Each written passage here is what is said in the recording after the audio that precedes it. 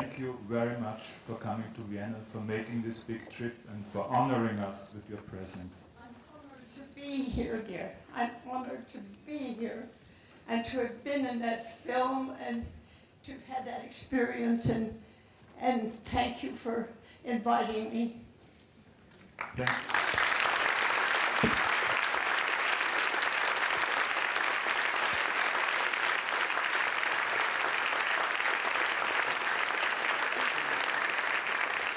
Can I ask you a few questions? Oh, please, ask me. Okay, one question I think you've been asked very often before, Yes. and I will put it again. How did it come that a young, unknown actress, relatively unknown at that time, was offered a part in one of the biggest productions at that time in the film, The Wedding March? How did you meet Erich von Stroheim? How did the whole story begin? Well, it's quite a little story. I was at Universal.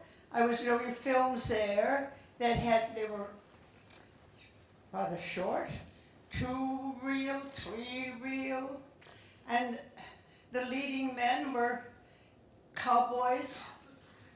We went out to rehearse, to work early in the morning so they wouldn't have to use electricity, just use the sun that was reflected back to us on big sheets of, stuff that reflected the sun.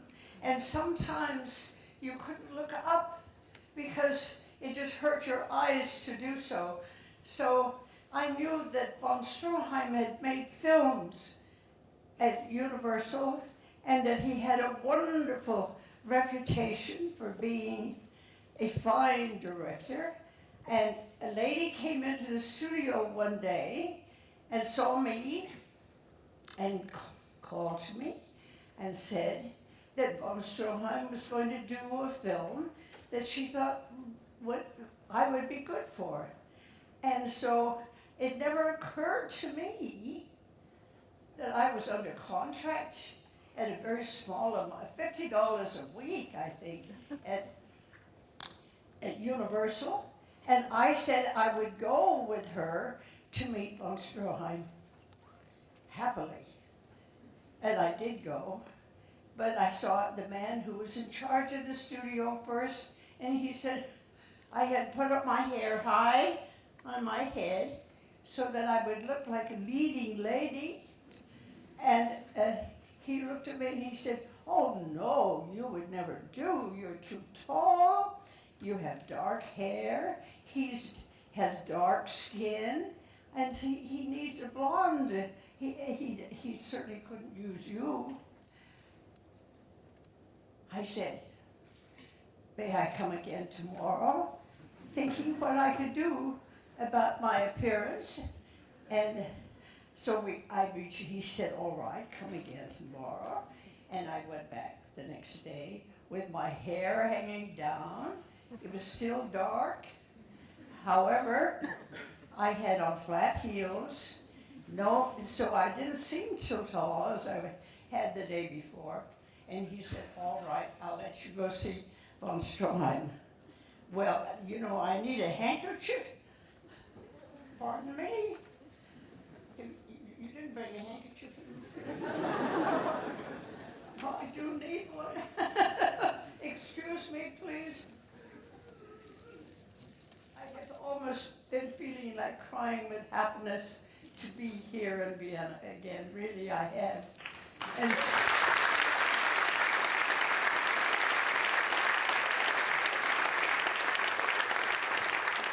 I mean, really in Vienna, not just in a movie, but truly here.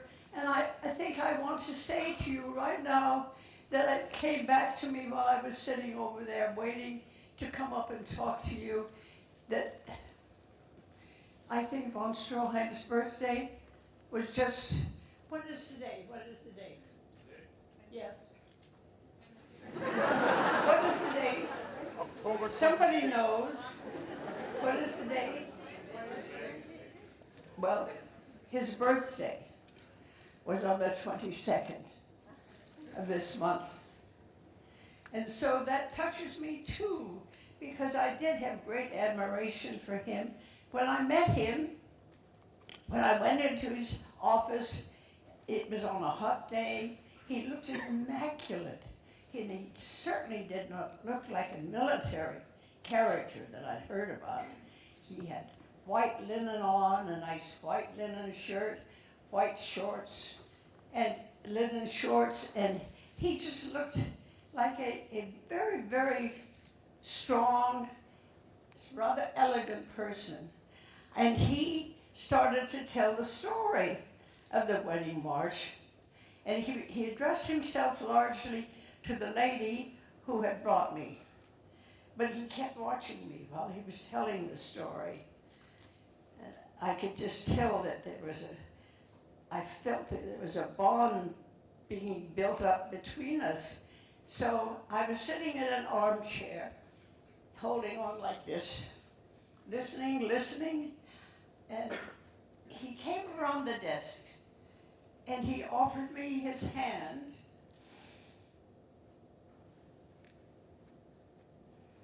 Now I am going to cry. He offered me his hand and he said, well, goodbye, Mitzi. And I stood up and I tried to take his hand, but I could not do that. I could just put my hands over my face and cry with pleasure. So then he said to the lady, he said, oh, well, he said, I can work with her. And he said, let's go see the manager of the studio. So they left me alone. Von Stroheim always said that you collaborated very closely with him, and that you contributed a lot and many details to the character of the Mitzi in the film, that many things came from you in collaboration with him. Just naturally, without discussion or talk. It was entirely with just emotion and feeling. And I felt so happy being in the film, and I felt so sad about the scenes that I had to do that were sad. So it all came pretty easy to me. Could you be on the stage during the whole shooting? Did you follow the whole film, even when you were not in the film? Was it like being there all the time? No, there was one period when I wasn't allowed to go to the studio even, and that was the scene when the scenes in the brothel were being made, when the two old men made a deal, and I wasn't supposed to come to the studio, but I did work on the harp, because I didn't know how to play the harp when I started the film. So someone came to my dressing room every day and helped me to learn to play the harp. So that's what I was doing, but I was not allowed to go to the studio. It was always said that working with Von Stroheim, that the people that worked on the film, that it was really like a family being together, that stuck together until the end of the film. And what happened at the end when the film was taken away from Erich von Stroheim? What happened with you? You were under contract. How did things go on then at the end of the film? Well, it just didn't go. And my contract had then been taken over by Paramount. And suddenly I was in a very large studio, and someone else was supposed to work on the film to cut it and finish it. And so all that sweet experience was gone, and from that time on, I never wanted really to be in a large studio again. I always wanted to work in a small studio where they needed somebody. They needed help, let's say.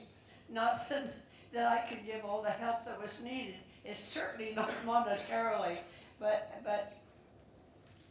I didn't like a feeling of a big corporation. That bothered me a lot. There's this story that you told me, that you ran into Erich von Stroheim once at a Hollywood party, 25 years after the film was made. And how did this reunion go? What happened when you met him again? When I met him again, well, the first time I saw him again was when he was playing a role in a small, not a big part, it was called Arsenic and Old Lace, and that was in the theater.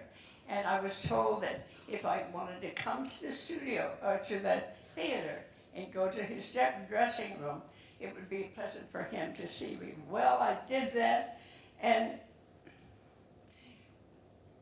I didn't, put my arms around him. I just sat there and looked at him, and he looked at me, and we had a nice exchange just that way.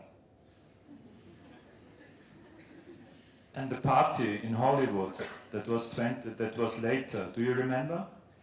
The party in Hollywood where you met him. Yes. There was a large party given by, I think, William Wyler. You may have heard of him. He turned out to be a wonderful director. And Erich von Stroheim was there. And I saw him again, and he was with a very beautiful lady. He had a new life because the wife he had liked very much while he was living here had a terrible thing happen. She got burned badly in a fire. She got really painfully hurt her face.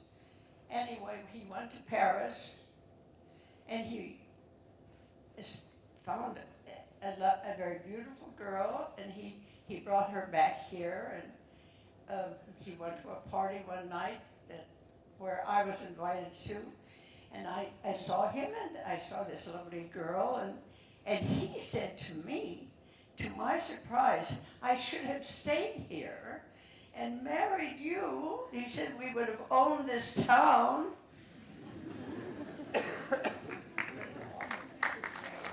Lady. But he was never afraid of saying anything that he felt, I believe. When you saw the film again now, 73 years after it was made, you watched the whole film now, and you watched it in Vienna. Was it something very special for you to see the film here? About how I feel now? Oh my. I cannot thank you enough for the welcome you have given me. It's just been beautiful. I have always had a strong feeling for Vienna. Wien, Nach der Vorführung. I used to play that when I was a little girl. And I had that when I was about 14. I started to play that. And it's a curious thing that I've always had been drawn toward the city. And now I actually am here, and I love it.